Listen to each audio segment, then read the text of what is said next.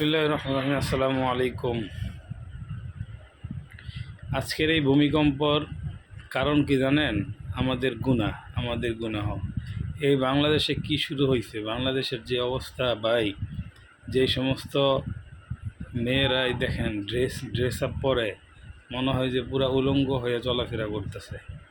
আর কিছু ছেলেরা আছে যারা সবসময় মেয়ে সাইজা থাকে, মেয়েদের জামা কাপড় পরে।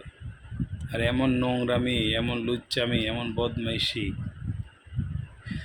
জিনা, ব্যভিচার, সুদ, ঘুষ, মারামারি, কাটাকাটি, সমস্ত গুনাহ, যত ধরনের গুনাহ আছে, এই সমস্ত গুনাহ আজকে আমরা বাঙালিরা করতেছি।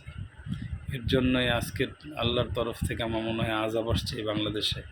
বিশেষ করে এই ফেসবুকের ভিতরে ফেসবুক খুললে এমন দৃশ্য দেখা যায় যে নোংরামি দেখা যায়। ছেলে মেয়েদের বিভিন্ন মিডিয়ার প্রোগ্রাম করে, মেয়েদের নিয়ে নোংরামি করে, লুচ্চামি করে, বদমাইশি করে, মদখোর, গাঁজাখোর, সমস্ত কিছুর লাইসেন্স বাংলাদেশে দিয়ে দিছে।